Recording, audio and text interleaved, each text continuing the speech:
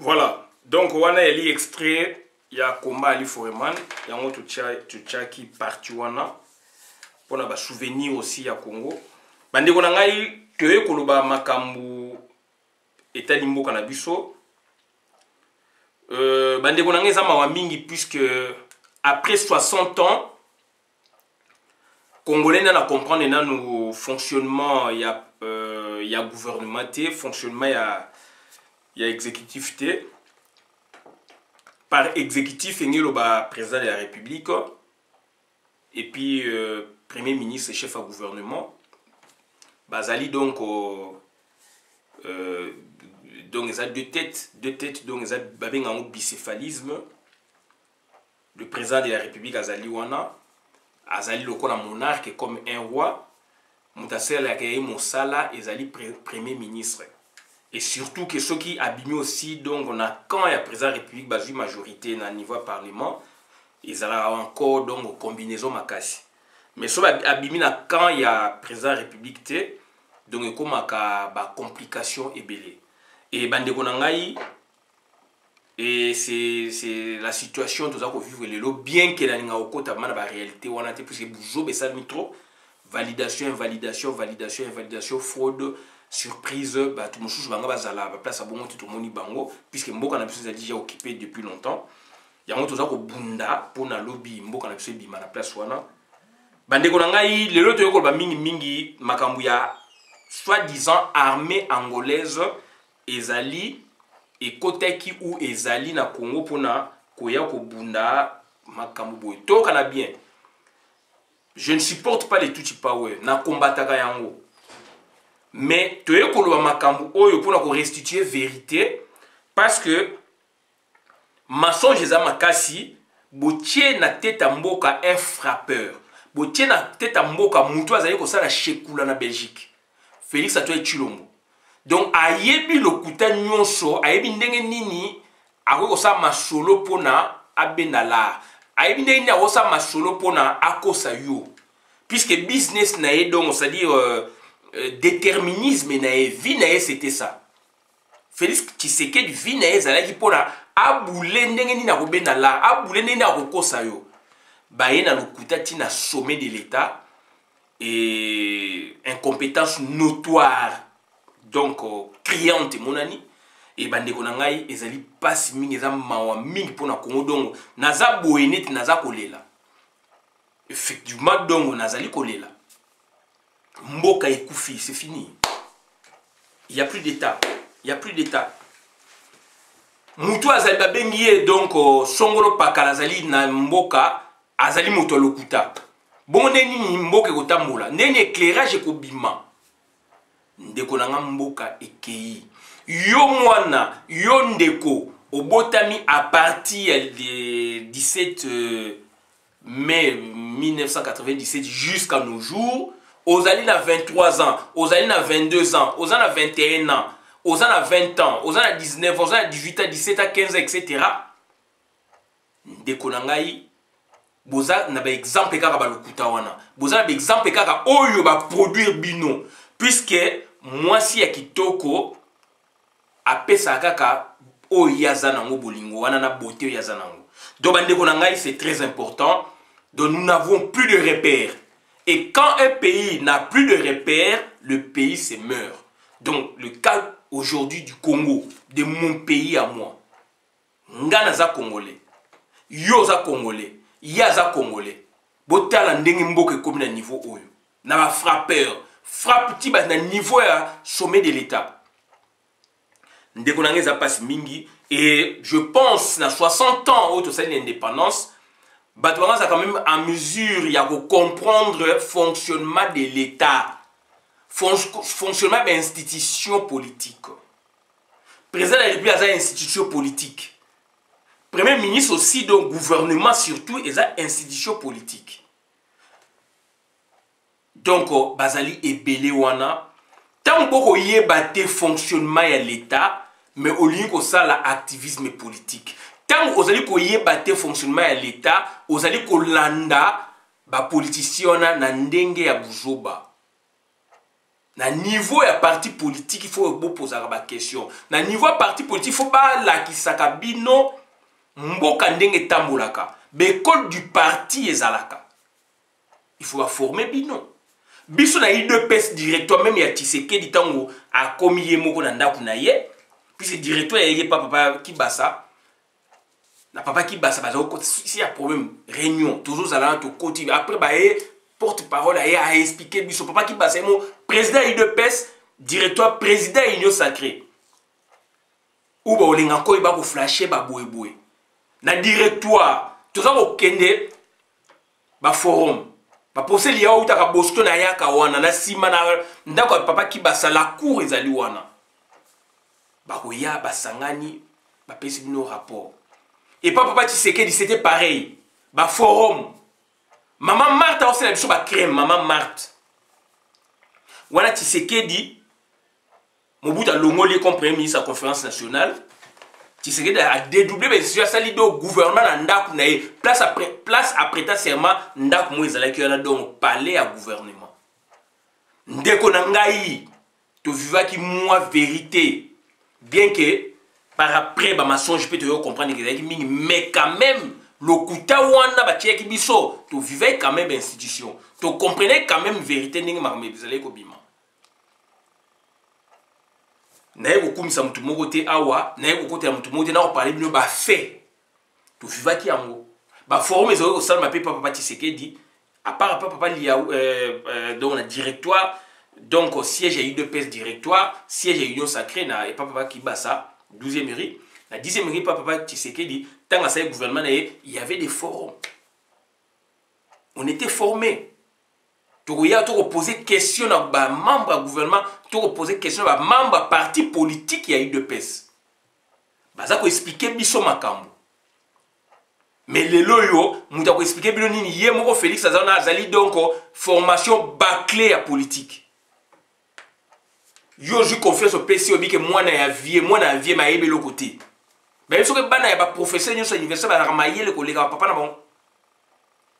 Intelligence aussi donc ils a inné muta ya na cerveau na ye oko ça peut moi professeur p université p donc loko zate voilà ma confusion ba mebi biso ba ndeko na ngai et c'est triste et c'est ça les loto comme na niveau on avec les Chilombo donc pour benga Chilombo Tshisekedi Chilombo peu importe voilà les papa na ye donc aroza comme papa na ye comme ba pesa était on s'en fout. Mais le vrai problème, il y a maintenant comment il dirige le pays. Payer Koufi, Mboke Koufi. Payer Koufi, Mboke Koufi. Comment expliquer Moutou Oyo, à l'obi Kassai n'a eu de peste plus de 30 ans. Ming Bazala Basali 30 ans n'a eu de peste. N'a yebi mingi. Mi balé na mona kawana ya kala. Mouka zala kawana na sa vidéo na bio. Alata yi peme na casquette bobo. Mingi wana baye na sima. C'est normal, il faut qu'il y ait de la relève. Mais beaucoup de 37 ans, ça c'est l'expérience en général de l'UDPS. Félix lui-même n'a pas fait 37 ans dans l'UDPS. Félix Azalaki Mouana, il y a un des leaders, puisque le leader on a Bazaki Belé, Aïmouana, un des leaders fanatiques, il y a UDPS ou bien papa Naye, Aïokoma officiellement membre il y a UDPS quand officiellement membre il y a UDPS quand na 1900 donc na 2009 tant papa Tshisekedi a bella qui sérieusement ko zonga na ye nde ba proposer ye a chamwana na ye aboyaki na ndenge e o sala ka ye ko ndima mama Marthe tchaki pression ba ye ko ndima ne Félix ayo kota officiellement encadré na ye puisque Félix a sala 30 ans ou 29 ans à Kenegi na 2005 1985 86 à Bakimisaki Bango, ko zonga ki mbali bosu na 2005. 30 ou 29 ans. Papa na ya tuni makamdenge zala bon aujourd'hui ki bourse au Kenya ki aujourd'hui ça makamna musika wapi diplôme, wapi formation, wapi boyboy. Tijengo. Papa na ya zui a confié par Mubaki. Abi Mubaki s'occuper na moto. Professeur na maître na encadré na ye scientifique, politique, c'est Valentin Mubaki. Encadré, il y a Chilombo. Politiquement, et intellectuellement, scientifiquement, c'est donc Valentin Moubaki, l'ingénieur. Ça, c'est la vraie vérité. Comment expliquer les loyaux mensonges koti? Bah, vous savez que armée ya Angola, ils ont tambola na likolo pour na traquer boy. Na bona kota na buzo ba Félix na Kabila bazali ensemble. Bazako ça ba théorie na bango pour na ba maintenir pouvoir. Et Félix azali un bon joueur vis-à-vis na Kabila. Makamo Kabila azali ko ko ça na te Félix azo ça lango ngai na yo. Ndeko. Do ba ndeko na ngai photos za prudent. Armée il y a étranger pour le côté na mboka, il faut signer mikanda. Beaucoup ko signer mikanda na kukute. Ba signer mikanda ezali donc ba solennité. On parle de solennité. To tuni na Angola. Wayambo a tuni na Angola. Ba yebisiye que il y a rien.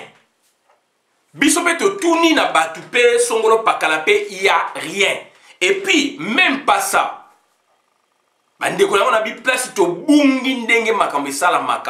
Nous sommes un État quand même. Nous sommes un État. Et ça fait que donc, puisque les années tinda kuna yo ka okoti même nanda kuna opono ya donc okobe taper porte atoza na fungo la okuta pele msu mwasi na yo azana kati bana pe bazana kati oswape na bango.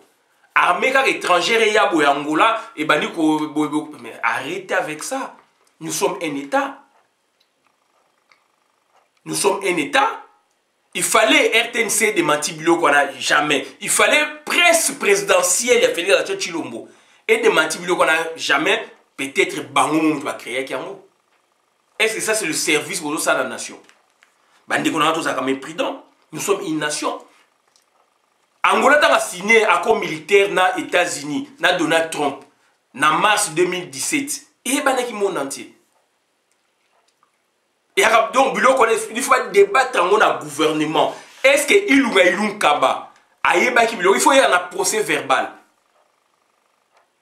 Il fait un procès verbal, c'est ça marque le kuta. Bonjour, tenenge donc Roubewa a keimba la moko a vu. Donc voilà, j'ai pas mensonge na bango. Roubewa a vu na moko na mouvement. Ambassadeur à mer, baké kuna bou, baké ko installé, chef coutumier, soki bourgmestre, etc. Ya minembo. Voilà, dans le niveau interne. Et dans le niveau interne, même ça pose problème, puisque paraît-il, il n'y a pas de procès verbal au gouvernement. Bah, si Jacques Atene Lokwana, bongo makambo etali etande konangai. Bah, ben, un accord bilatéral. Deux pays, deux parties, accord bilatéral. Biezani balai. Plus de 2, 3, etc. multilatéral. Accord bilatéral et signamé. Pour les signamer, il y a tout un protocole, toute une procédure. Et bien, on a le ministre des Affaires étrangères. Ministre des Affaires étrangères, na bino, il faut qu'il y ait donc au pays, boyena voix d'ambassade après. À kokende sur place, bah on le ministre des Affaires étrangères de l'autre côté, ou bien au kuna akoya koto ba signer ndesco na cadre gouvernement puisque c'est un projet gouvernement et où la procès verbal na gouvernement na conseil des ministres ba signer ngo ministre des Affaires étrangères ndé apporter projet. Accueilli finalisation na ngosko comme asko dongo ministre ya tutelle et président de la République pour signer et banara ministre des Affaires étrangères. Est-ce que le ministre des Affaires étrangères na bino moi si ya Félix azali wana ba tie na ministre des Affaires étrangères naza ko informer yo te mo yebi yango aza moi si ya Félix économie pe kuna o azara na économie so moi si moko na yo kaza na économie moi si pe ya Félix depuis poto atie basi na yena ba place wana ba ndeko na ye. Donc est-ce que moi si wana se déplacer qui ayaki donc ko sala ba échange wana ndeko na ngai bolobi ko sali 37 ans. Parti sali 37 ans qu'on raisonner boété. C'est toute une procédure. Il y a des échanges, des contacts, etc., des déplacements, etc. Et ben dans le ministère des Affaires étrangères, décision où il y a conseil à gouvernement. Est-ce que il ou kabanabila ibi makambwana? Félix a accueilli na Belgique un ministre de la Défense bloqué dans l'aéroport na Congo. Boni donc a kende kuna bobo ça na hiérarchie. Et puis, moi, je dis que gouvernement, il y a deux présidents, deux chefs de l'État, deux gouvernements déjà au même moment. Aïda Yuo, Yeye Kuna, que vous comprenez que ngai na dirijaka na Hippolyte Kami toyoka na bongo a facilita bino boni yazwa décision asala biloko na kosala ngo contre qui alors que yeba créer il faut rendre compte na mentor na ye donc Hippolyte Kanambe membre tout power donc neveu ya Jeannette Kanambe voilà tomeka otangela bino makambo oto monaki dans sa vidéo depuis jour wana malheureusement on n'a pas eu le temps tola na meloko bandeko na ngai eza ba souvenir makasi toujours plus beau autour d'un fleuve majesté autour d'un fleuve majesté il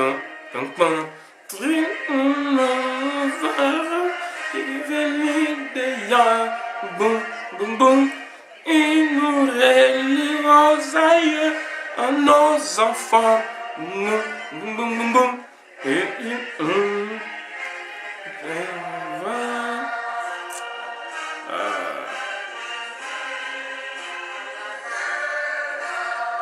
Au combat l'Iformana. Donc bandeko na ngai tonito tchela bino donc tola nanu eloko moko ezali awa bandeko na ngai c'est malheureux hein, c'est malheureux donc tant natala bloka bonaza ko sekana enfin au seki au leli aux la réponse té donc to tchela bino ndenge to monaki to meki ko tanga yango to décortiquer ezali pasi mingi bandeko na ngai ezali pasi mingi donc baza ko kosa congolais na misu makasi boye baza ko kosa ye et puis andimi ba kosaye. Ce qui est choquant, andimi ba kosaye. Des avions de chasse angolais mis à la disposition des FARDC 20 novembre 2020. Des avions de chasse de l'armée de l'air des forces armées angolaises FA ont survolé ce vendredi la ville de Kinshasa dans le cadre du meeting aérien organisé ce vendredi par les hauts responsables militaires des armées de la RDC et de l'Angola. Il s'agit des avions de chasse Sukhoi 30K parti de Luanda jusqu'à l'aéroport militaire d'Indjili en 15 minutes après un survol de la ville de Kinshasa à basse altitude. Ce meeting aérien est la matérialisation de la volonté des deux chefs d'État de sceller leur coopération militaire réaffirmée lors de la rencontre entre les deux chefs de l'État le 16 novembre dernier à Luanda. Ces Sukhoi et d'autres avions de combat sont à la disposition de la force aérienne des FARDC qui pourront les utiliser chaque fois que de besoin. Bandeko na eza pasi hein. Eza pasi mingi alors que Félix akene kotala makama match. Akene kotala match. Akene kotala Luanda amona Ilia batamusi na Ilia na Futungu puisque Futungu eza neti monga lima na bango puisque nga vana na Angola donc batambushi na ba Ilia ba Futungu Félix akei na ye na Ilia otala ba basi na plage ba nini c'est tout voilà puisque Angola eza na Ilia eza na partie moko océan artificiel eta na poste côté hôtel Méridien côté na port na bango et ça dit angle boye koto ba benga Ilia ndesko artère wana et eza triangle tina suka koto ndezali donc versant na ce ezali donc océan naturel na vana na Angola na vana na Lubango na vana na Luanda na vana na bamboke belé Angola do na yebi et toujours que biso do ke mi ko pêcher wana ko pêcher donc voilà et puis na master na juste à pitch na Luanda Massa Moussou JP à les États-Unis, toujours qu'il n'est qu'au péché. Puisque en Angola, donc, Angolais, on a vu ça, donc, il y a chaque jour, ambiance, il y a au Saganate. Na triangle, on a, koto ba bateau et ça, liwana, koto ba bateau, donc, koto plage à Mounene, koto ne ba bateau. Et na souka kuna ba boîte de nuit et avec une période de au Saganate. À quel année il y a donc c'est très important il faut boyer ba fonctionnement ya mboka. Tant boyer ba fonctionnement mboka te ba kokosa la bino. Bilo kone tambola la ba corps militaire. Alors États-Unis d'Amérique a senga na Félix Antoine Tshilombo a pesa e ba signé accord militaire pour na ba réformer armée à Congo, infester tout na ba Rwandais, ba Américain ba yebiango na police ya Congo et tout na ba étranger. Pardon, États-Unis senga ki Félix, qui le Félix a pesa réponse était et bango ba tchaïwana. Après ça, on réponse puisque azali bloqué dans Hippolyte Kanambe. Donc c'est simple. Bot landa donc beaucoup d'internet ba intervention il y a États-Unis déjà année passée na ba mars avril mai ti ba août. Beaucoup monde yango dans le bas on a ça ma vidéo. Toko ça Félix Makan pourquoi? Donc ça dit bande c'est ça Félix azali ndenga azali wana. Armée angolaise est côté na Congo, mais ils ont accord et côté à Boyete. Laurent Désiré Kabila, tant que mon équipe menacé à Kenya, qu'on a bombardé, donc on a loin de accord. Jusqu'à ce que tant qu'il y a l'ongwe, accord on essaie que angolais ba tikalaki. Ils ont accord. Accord donc ngo bani ba donner ça na makamebele ezali wana. Peut-être il a une intention là, mais il n'a pas de moyens. Il est bloqué par le Tutsi Power. Le jour où Félix a sala yango toko sepela, mais le jour où wana place ba bomaye na batuti. Yango to lobaka Félix sera a libéré Congo. Il faut sacrifier maman ya, il faut boma maman ya. To lobango pamba tête to yebi. Il faut boma maman Marthe. C'est maman Marthe qui bloque tout. Hippolyte Kanambe dernièrement qui ne connaît la maman Marthe, c'est maman Marthe atindeki sifa. Soit disant maman na été. Maman ya lokuta ako mona pe maman oyo ateki mboka baki osola makama mboka basoma soni. Ya oto sabino Félix il faut aboma maman na ye pona Congo za libérer. Tant que ya osala ngote ye na maman na ye ba okufa na ba Hippolyte Kanambe. Mboka neza ya batunyo so ya bangoti. Mboka na pesa ya ngaiti. Donc bandeko nanga c'est très important armée angolaise toujours dans le sujet na biso armée angolaise. Aucune armée dans le monde et que kotaka boye pamba pamba non. Angola c'est un pays organisé. Pour na bilo connaissance mais il faut le kana gouvernement na bango. Tout ça sous la période de dictature té. Donc il faut le kana gouvernement na bango. Il faut le gouvernement bango est décidé. Et président République a approuvé. Président République Angola il peut accepter mais yem ta décision celle-té. Soka sali bongo et ko balukela yé na mboka na yé. Bande konanga est-ce que tu vas comprendre? Et l'intérêt nini ya ko tinda ba soda wana pona baya na Congo. Il faut objet ça là. Il faut la motiver. Et ça biloko ba gouvernement. Boko qui ne peut lobby pe, bo sel ba recherche pe bo visiter pe donc bo tala ba décision ni ba zwa ki pona loko boye armée boye eya. Bande konanga après 60 ans, il y a indépendance. Après 37 ans, il y a besoin de détourner attention. Tout ça pour me minemwe. Il faut résolution bimanakati ya makama minemwe. Besoin de cause peuple pourquoi? Besoin de cause peuple congolais pour nani. Député jeune énergique, Lumumba incarné dans lui. Mouindo Nzangi a pandi poké. Azeres Roubert a cadavéré. Nyauga Boto barré et cadavéré. Ils n'ont pas d'argument devant nous. Il y a même un ami, un collègue à moi, tout ça, la Ranaye, le lot Camerounais, Abi, ça s'appelle dans Facebook. Abi, mais j'ai suivi, mais les Banyamou ne sont pas congolais. Abi, ah bon, tu as suivi ça? Abi, oui, j'ai suivi ça, donc documenté en 1964. Abi, il n'est pas pensé. Les Africains aujourd'hui commencent à comprendre. Mais yo Congolais nous comprendre pourquoi. Bazo ko sa yo armée boyé mais bande connaissez bloc ba corps. Bazo mais bino ba lokutati na niveau wana pour faire peur à qui? Oh ba pekisi mutu boyé, ba pekisi na bona kota ba buzo ba na bango wana. Hippolyte Kanambe aujourd'hui il est tranquille le fait que Félix a fait le vrai boulot. Ala ko distraire yo yé kuna. Bilo connaît yaki liboso sou Hippolyte Kanambe bato ça en air mais Félix a une équipe oya yé baza ko monter ba stratégie na lokuta pour détourner l'attention de bino. Alors nous avons un problème dans Minembwe. Ndeko na ngai sosola, ndeko na ngai bonga, ndeko na ngai zala moto, zali moto mayele, ozali congolais, ozali moto ya bwani, ozali miso ga, fungola miso wana tala makambu. Eza ndenge nini bazwa ulinga ba mema yo wapi. Félix azali donc menteur moko na niveau moko impossible. Félix a bloqué mboka na maman na ye complice maman Marthe. Nyake ou sexe azali beaucoup bien son première dame, mais la vraie première dame c'est maman Marthe.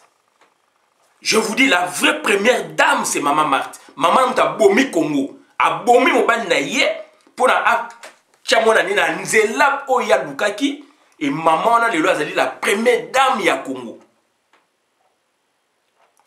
Allez-y comprendre ce que je voulais dire. Donc, tout ce qui est dans la vidéo, madame la compte de la communauté, Ngaï Christian Bolabia, maman, peuple Mokonzi. Peuple souverain, combattant, résistant, révolutionnaire, PNI. PNI, elle est politicien non institutionnel. Ça veut dire qu'il faut maman Marthe Akoufa pour la Congo et Bongama. Pour la Congo Fungama. Maman m'a dit, Yango to Kominamo. Maman Marthe Tekimboka. Maman Marthe, c'est la première dame ya Congo. Azoka a monté sous Etienne Tshisekedi. Avec Ozwango sous Félix. Ce n'est pas Nyakeu qui est la première dame, c'est maman Marthe. Bossa la recherche beaucoup moins dans Makamongana ou Sabino. Ce n'est pas Nyakeu, Nyakeu a sandi moins dans la bagasse rwandaise. Félix a comme le quoi beau-fils na bango, mais le pouvoir politique, on tapé ça, a créé situation de confusion. C'est maman Marthe. Maman Marthe, c'est elle la première dame, c'est elle qui décide. Hippolyte Kaname de Matinaki, Atinaki, Maman Sifa, et pas Nyake ou sexitaire, Atinaki, Maman Sifa, et pas Maman Marthe. Bandeko allez-y comprendre. Maman Marthe a bela qui corona, n'yé koufa, Hippolyte Kaname a sali tout. Azul ba médecin chinois, ba médecin donc belge, ba avion médicalisé, pou ba kiti, ba soigner maman n'ndenga komiana. Mais pour na assujetti biso. Makila ya Congo eko ganga. Makila ya Congo eko ganga. Bandeko na ngai ona eka ko ba mwana suki abona la vidéo madame na compte la communauté merci. Merci.